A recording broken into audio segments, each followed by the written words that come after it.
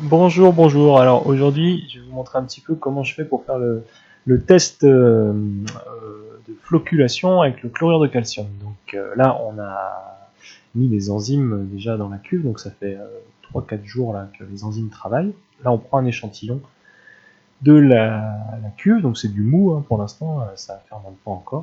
Donc, je prends un échantillon d'1 litre par le dégustateur là, que vous voyez. Voilà, 1 litre. Bon, c'est bon. Alors au passage, là je vais vous montrer un chapeau qui est en train de se faire dans la cuve là, juste à côté de l'escabeau. Voilà, on voit toute la partie haute là, c'est le chapeau qui est en train de se faire. Donc ça fait 12 jours que ça a été pressé, donc on arrive sur la fin. Et là, je vais ajouter dans l'échantillon d'1 litre, avec la petite seringue, le chlorure de calcium, donc à proportion. J'ai calculé mes proportions, donc j'en mets pour 1 litre. Et là, je vais faire l'équivalent d'un remontage, au fait, hein. Donc au fait, je mélange bien, en faisant 10 fois passer de l'un à l'autre des pichets là, pour bien homogénéiser tout le mélange.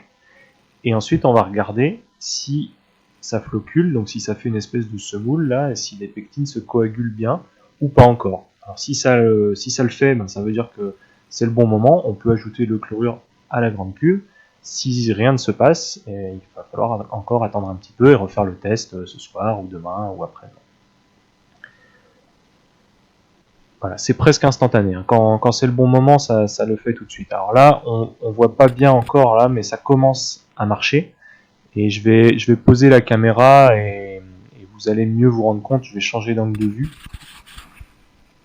Et vous allez voir que c'est assez flagrant, assez bluffant. Il y a vraiment comme des amas, comme une semoule, une espèce de tapioca là, qui se crée. Là, on commence à le voir un petit peu. Et je vais changer d'angle de vue puis me mettre plus à la lumière. Vous allez voir, ça va être très très net.